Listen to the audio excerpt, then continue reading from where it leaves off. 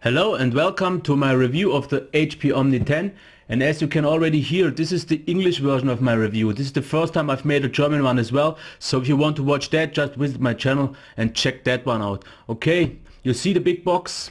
You can forget that, because all that is in there was only this charger and the tablet itself. And one thing, the charger, the cable with 3 feet or 1 meter is pretty short, so be sure to replace this with a cable so it's longer, otherwise you won't even get to your desk. That's it for the box and the tablet. Let's continue with the review. Before I will start my review, I just want you to know what I will be talking about. It will be about the design and the build quality, the display, the sound, the performance in the browser and in general, the battery life, Windows 8 in general and the software experience on a Windows 8 tablet itself, the pros and cons of an Intel Atom based tablet compared to an i3 or i5 tablet, then the desktop use, and then I will end this review with my conclusion. Okay, let's take a closer look at the tablet itself. The first thing, it looks very nice, and when you hold it in your hand you will see it feels very nice due to this well-rounded corners. It has a very nice grip in the hand and I really have nothing to complain. The only thing I have here on mine would be this. You can hear this clicking. That's maybe a factory default, but it's not anything too bad. Let's take a look at the ports and the buttons. Here you have the power button on the top right. On the left side you have the headphone jack. At the bottom we have the stereo speakers, the port for the charger, the micro USB, the micro HDMI port, and under this we have the micro SD card slot. On the right side we have nothing, but on the back we have the volume rocker, which is placed very nicely, because if you hold it like this in your hand you can easily adjust the volume. This is no problem. The device with 660 grams feels a bit heavy, and it's also heavier compared to most other usual casual tablets like the iPad or any Android tablet.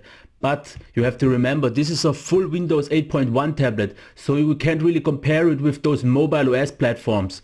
This is a Windows 8 tablet, and compared to any other Windows 8 tablet like the Dell Venue 11 Pro or the Surface Pro 2, you could even call it lightweight, because 660 grams isn't that bad after all. You can use it in one hand, that's not really an issue. And I'm pretty satisfied with the whole design. It feels nice and sturdy. It has a very nice grip in the hand, and the size is absolutely okay in my hands, because you can say the bezel is thick, but since it's 660 grams you will need your whole thumb to rest on it, so you can easily hold it. If it would be any smaller you could touch it again, but you will need it because of the weight. But in overall I'm absolutely satisfied with the build quality and the design. There's nothing to complain here at all. Let's talk about the display. You have a resolution of 1900 by 1200, and for a Windows 8 tablet this is a pretty nice resolution for a 10.1 inch tablet. This is nothing to complain about. Of course it isn't as sharp as an iPad or any high-res Android tablet, but with Clearview and Windows 8 of its scaling, it's a good value and nothing to complain about. Things are good. Of course not as good as on the ultra high-res displays. Another thing would be the whites. The whites are maybe the weakest point here, because they are slightly gray and yellow, so not really a full-blown white, but the colors therefore are pretty nice.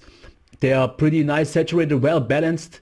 I gave mine a little bit saturation in the driver at about 10% to get a bit more punch, but they were pretty accurate as well out of the box. But you can also see the brightness is pretty nice. My camera adjusted a bit, but the brightness of this device is, for a bright room, pretty nice. In outdoors it could maybe be a little bit on the weaker side. You have to see for yourself, but mostly in normal lit rooms I'm about at the 30-40% and it's fine. The blacks are something I really can't complain at all about. Of course they are no AMOLED level, but they are pretty nice, and the black is pretty on the whole side. There is no bleeding or something like this. At the complete black screen you see of course the TFT lighting on the side, but it's very minimal and doesn't disturb at all. So like I said, colors are good. The white is a bit weak. The blacks are very nice, nothing to complain about, and the sharpness is good as well. One thing I could complain about is this weird coating this device has, and I could try to show you. Maybe you can see it in the light. It has a bit of an anti-glare effect, and the device is also called out as being anti-glare, but as you can see, everything reflects very well in it, and it is really no anti-glare, but it looks like they have put some protector with anti-glare above it. And if you are used to such anti-glare from your laptop or your monitor, then you will have nothing to complain about. If you are used to all the glossy screens which haven't those coating, then it could be maybe a problem. I personally don't like it that much, because in bright sunlight and at high brightness level of the display, you will see this. But it's a personal preference, I guess. I'm not the biggest fan of it, but I think I can live with it because the rest of the display is nice. The viewing angles are also something I don't have anything to complain about. They are pretty stable. So in overall, my conclusion for the display: very nice colors, a nice black, good viewing angles. The coding is a bit weird and the whites could be better because of the yellowish gray tint. But otherwise the display is pretty good, especially for the money you are paying for this tablet. Now let's take a moment to look at the sound. I don't want to really waste too much time on it, because if there's one really weak point, or let's say the weakest point of this tablet, it would be the sound. Let's just quick do an example.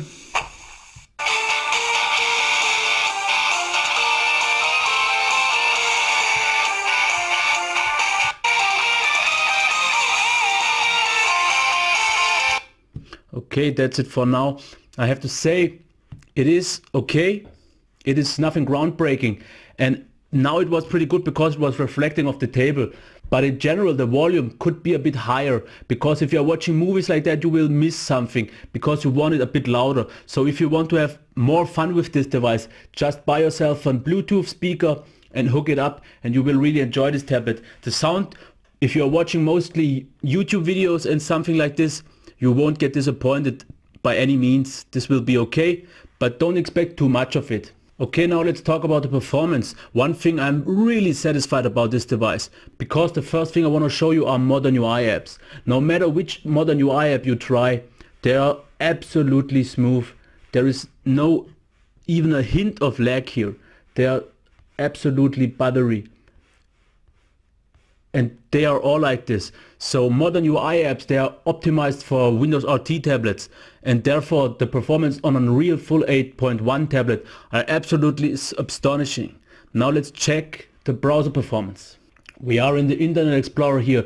This is the modern UI version, by the way, and you will immediately notice the first moment you lay your hands on a Windows 8.1 device, when you are scrolling, the scrolling feels unbelievably smooth, and there's not even a hint of lag. It is absolutely astonishing. The speed is amazing.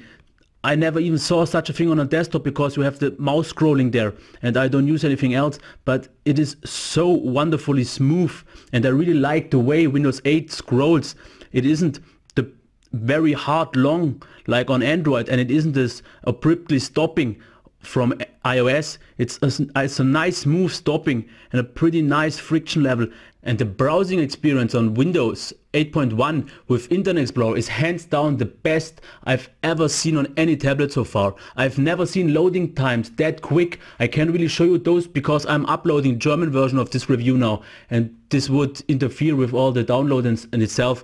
But I have to say, loading times are so fast. You have a sunspatter value of 300 milliseconds, and if you think Android has about 800 or 900 on good devices, and I think iOS is about at 500, but this one is so close at a real desktop experience. Of course, this is a full desktop browser with Flash and everything on it, but we are not using a desktop CPU right now. This is an Intel Atom based for the mobile platform, but you won't really notice anything like here.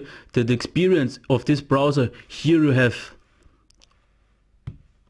all your favorites, and the handling of this Internet Explorer in the modern UI phase is pretty nice, but I would still prefer the desktop version of it, because I have my bookmarks pretty nicely placed and I have better access to everything.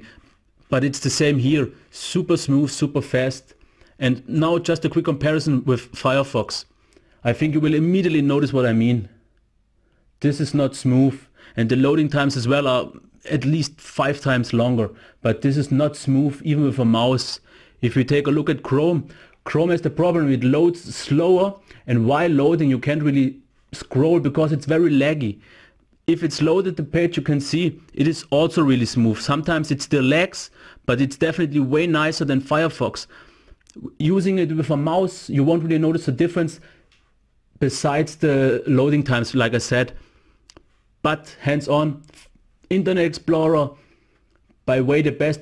Of course you will think Internet Explorer is slow and everything, and I thought the same. But the first time I used this, I was blown away because of this smooth performance. And you have to remember, this is full-blown Windows 8.1. You have no restrictions at all. But there's one thing I want to show you. Okay, here you can see the notification icon. And if I tap it, nothing happens. And I almost think Microsoft did this on purpose so you can't really enjoy Google Plus on a Windows 8 tablet, because using a mouse, it opens. And this happens all the time. It's just a not mouse thing, but it's not just here. I will show you this real quick. Another thing is the drop down menu. It just doesn't open. If you click a little bit longer it opens, but it closes so quick you almost have a chance to stop it. And now this is the weird part. We are now on the Google search page. It's the same icon, but when I tip it now it opens.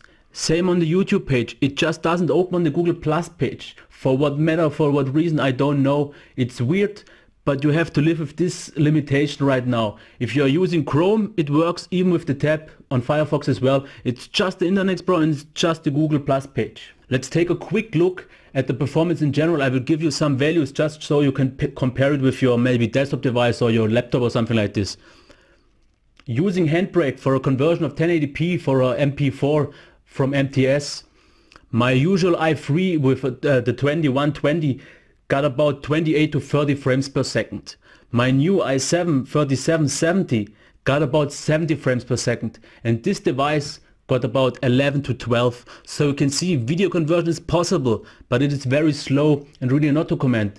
But at least it's possible. That's a good thing. Nothing to complain here. If you want to know what speeds of the drive you can expect, the internal storage of 32 GB got about 18 megabytes per second for read and 45 for write. If you check it, if you use the USB on the go cable with a SD card reader or USB stick, my SD card has a speed of 65 by 65 for read and write. And the results for this port were 14 megabytes per second for read and 17 for write. So if you compare that to the Nexus 7, which has about 18 megabytes per second, the Nexus 5 that has 22 megabytes per second, this device is way superior and faster than anyway. I couldn't check the SD card slot because I don't have a micro SD. There is out of the box a 8 GB stick in it, which is for recovery purposes, but I couldn't do the test with that one. It just didn't work for some reason. But the USB on the go, it's a USB 2.0, and for that it's pretty nice. Nothing to complain here about. About the rest of the performance of this device, if you use an Office document, if you use YouTube, if you use maybe 4 or 5 tabs, and this all at once, the tablet has no problem with the performance at all. It has 2 GB of RAM, not 4 GB like I would like to have, but 2 GB in very hard stressed situations got me about a RAM usage of 80%. And up to that point it's still very smooth, nothing to complain here. There is no problem at 80%. If you are using dual monitor mode with a second monitor hooked up, you will get about 90%, but everything above that will get you pretty in a bad position, because then things will get slow and start to stutter. But even in dual monitor mode, what I will be talking later in this video about, it's still very usable as long as you don't put too much stress on it. It will stay stable and fast as long as you stay about at 80%. There you won't notice any problems at all. So just a quick summary of the performance. Compared to any Android or iOS tablet, this one hands-on blows it away. I've never seen a tablet that fast. The Intel Atom 3770 is just way faster. This is way closer to a desktop experience in everything than to a mobile platform. Android has no chance. Android is fast and smooth, yes, but it doesn't have the capabilities and the performance this device has. So Windows 8.1 has hands down the upper hand on here. Now you are maybe wondering, I have a very good performance, but what about battery life?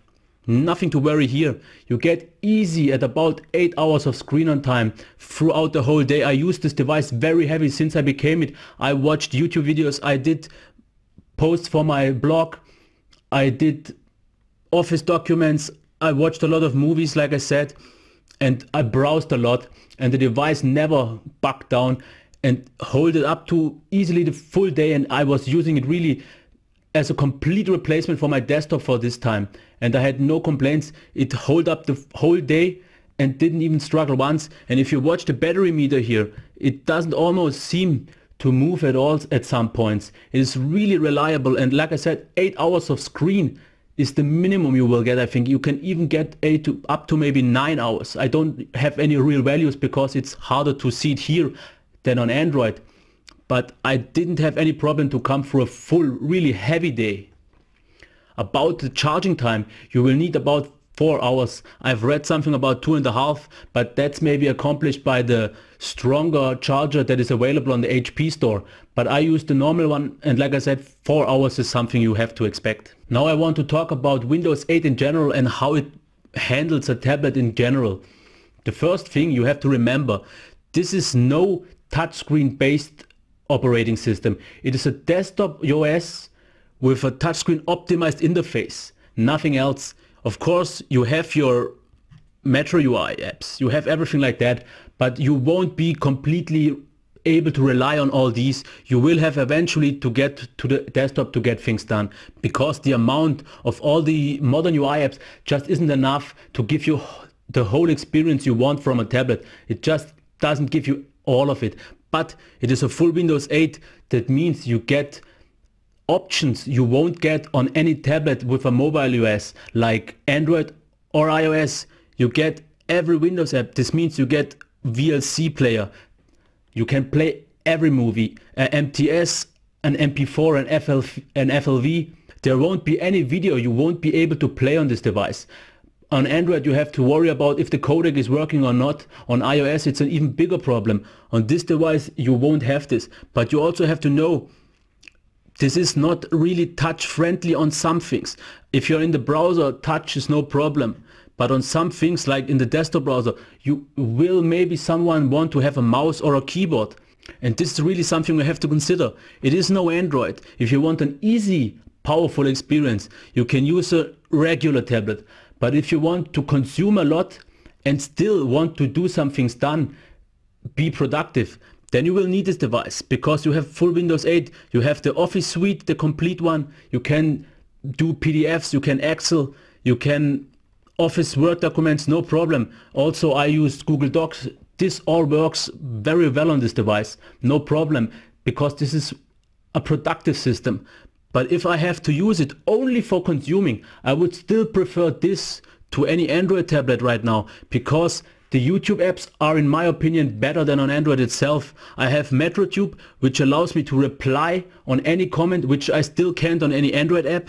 And I have HyperTube, which allows me to easily download every movie I want to. And the whole UI of those apps is also very nice, and I think even more comfortable to use than on the Android app.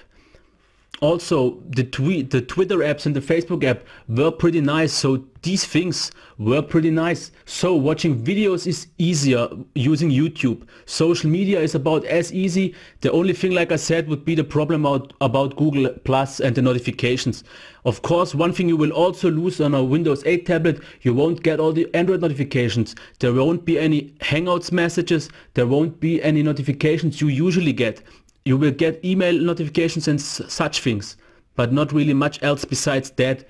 This is something you have to remember. If you are very used to Android or iOS, the jump could maybe be harder. But if you are used to a desktop PC a lot and do most of your stuff there, you won't really have any problem, because I use my desktop and I use all those services in my browser. And since this is a full-blown desktop browser, I can do all the stuff I do at home at my desktop PC as well here on this tablet without any real limitations. The only one being the Google Plus notification bug. I've already told you, I think this Windows 8 tablet, in terms of raw performance and the experience in general, in my opinion is superior to an Android device. But you have to remember, this tablet is on the lower end of the Windows 8 tablets. There are stronger ones out there like the Surface Pro 2 and the Dell Venue Pro 11. Both of those have i5 variants and the Venue has also an i3. So what are the pros and cons of this Intel Atom based CPU compared to the i3 or R5? Let's check it. The first advantage of this tablet compared to, let's say, the Surface Pro, you will immediately notice is the weight. It weighs hefty 660 grams. But remember, the Surface Pro weighs 910 and the Dell Venue Pro 11 770 and the i5 version even 810. So this means they are both quite noticeably heavier. They are also thicker, and one big advantage of an Intel Atom based tablet is that it is completely fanless. This means it is noiseless and also doesn't get really warm. I've never had a tablet that is so low in temperature. I've never really felt any warmth of it, no matter how long I used it. So this means it is thinner, it is quieter, it is lighter, and the battery life of course is also amazing. You don't need a battery that big to go through the whole day. Maybe the Surface Pro holds up as long, but it's therefore bigger. But what are the disadvantages of this compared to an i5? The first, of course, first noticeable will be the power. You have an i5 which is an almost completely desktop CPU. It's made for ultrabooks and you will notice the difference, I think. It is smoother and everything will be better. Of course, it also has at least 4 GB of RAM. This means multitasking will be a lot more powerful. You will enjoy a more real, closer to desktop experience with those devices. And another advantage of the i5 devices are they have a bigger inbuilt storage. They start mostly at about 64, where on the other side this one only has 32 GB. You have the SD card slot of course, sure. And I mostly use my network connections, which I stream all the data, so I don't need that much. But if you need a lot of storage on board, those devices have a bit bigger options, like let's say 256 or even 512 GB of storage. So here it can't compete with that. The next thing would be the limited ports. You don't have a real USB 3.0 port, you only have the 2.0 and it's no full-sized one. So you will have some restrictions here. So just in quick, the differences are it's less powerful, it has less memory, a smaller storage and a fewer more limited ports, but otherwise you have to compare what you need and what you want from it.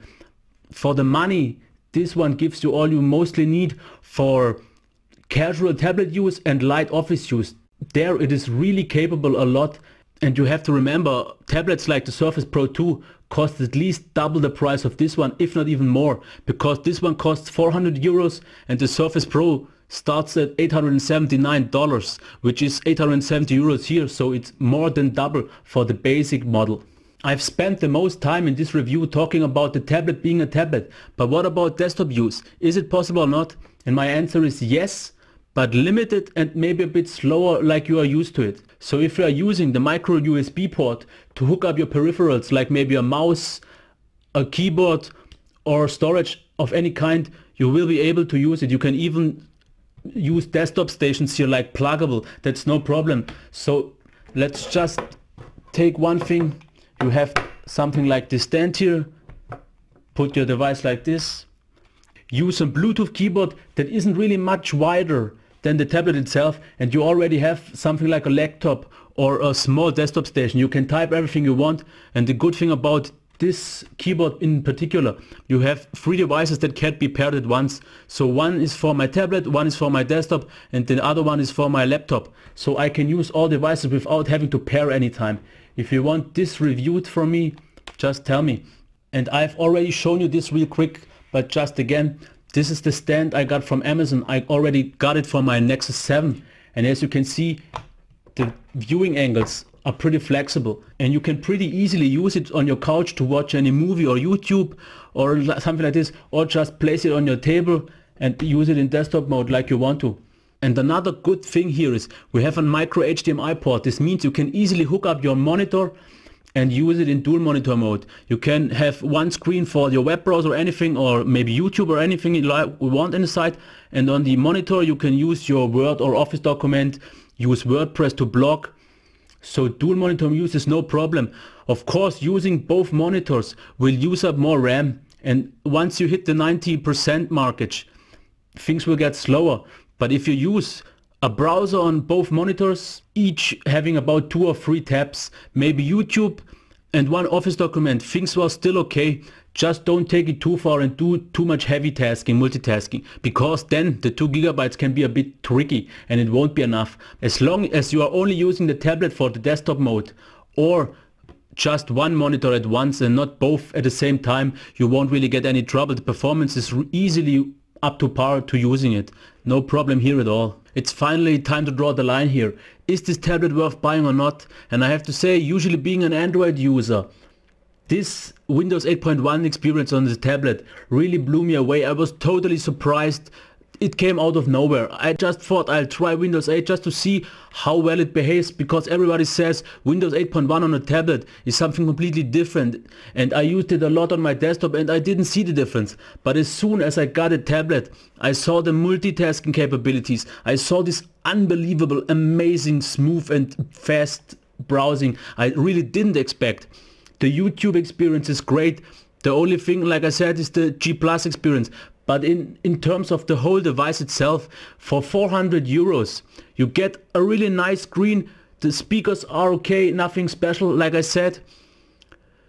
The performance, absolutely outstanding compared to any usual casual tablet, compared to any Android tablet or iPad. If you want to compare it to a Ultrabook or the Surface Pro 2, of course, then it can't compete in terms of performance and everything. But you have to remember, those weigh about 50% more and cost the double or 3 times more. So 400 euros, way better performance than any Android device will give you. Way more capabilities since you have full Windows 8.1. And everything in just a 400 euro package. This is, in my opinion, a really amazing offer, because the next closest competitor would be the Dell Venue Pro 11 with a 10.8 screen, but this one costs about 150 if not 200 euros more in the Intel Atom based version. If you use the i5, of course, then it's again more expensive and more heavy. And that's why I think you can't really do much wrong here, because I think 90% of all the people I know, this thing could even replace their desktop or the laptop, because they don't do much. They do some light office work and mostly browse and do social media and do YouTube videos. And this device can do all of this very well with a very good battery life and a still comparably good amount of weight. So there is not really much to complain here. If there would be one thing, I would like to have the coding away and the sound be better, but it's nothing that is a deal breaker for me. The storage isn't, like I said, the display isn't, the sound isn't, but what blows me away and really makes me happy is this browsing experience and the whole Windows 8.1 as a tablet. It works way better than I would have ever expected. I'm completely blown away, and there is one catch here. I don't know if I can ever use an Android tablet again, at least no 10.1 incher. If I would have to go 10 inch, I would always go to Windows 8. No discussion here. As for the Nexus 7 that I still have and still like, I'm not sure either, because there is a Dell Venue Pro 8 with 8 inches. But I'm not sure if the whole Windows 8 experience works as well on 8 inch like on 10 inch, because on 10 inch I'm absolutely satisfied. I have to check maybe the Dell Venue Pro 8 if it could maybe even replace my Nexus 7, because the Nexus 7, after using Windows 8, I don't know if I can go back anymore. But being as it is, hands down, great device and really good bang for your buck, highly recommended. So this was my review of the HP Omni 10. I hope you liked it. I would really appreciate it if you would give me a thumbs up, reshare this video and subscribe to my channel. And I would be happy to see you again. Okay, bye.